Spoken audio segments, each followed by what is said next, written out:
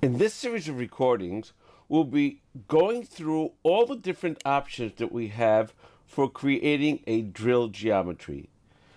Drill geometries are created in operations such as 2D drill, 3D drill, thread milling, and multi-depth drilling.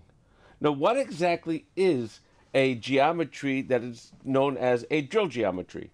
A drill geometry is a point where you would like to have your drill operation done. You can call it a specific coordinate on your coordinate system, basically any point that's on that area. Let's take a look at how it's done. Right now, I'm in the drilling operation, but this is true for all of those operations that I had mentioned before that use the drilling geometry. I will open up the drilling geometry to create a new geometry.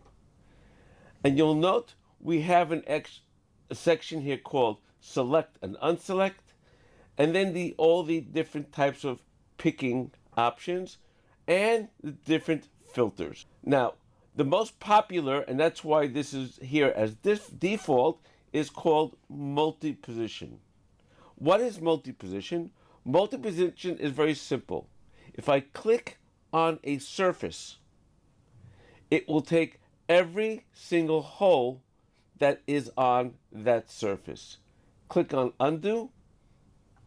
It will undo those that you had just picked. If I pick on a specific hole, for example, it will only take that particular hole, and you can see it also reflect in our selected circles, arcs field, showing all the different geometries that we collected. In this particular case, we did one. Click on another one, it'll pick another one again.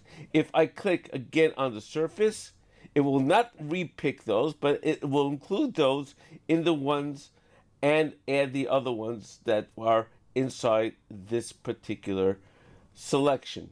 In our next recording, we'll go more through the different types that we have over here, including the different filters that we have.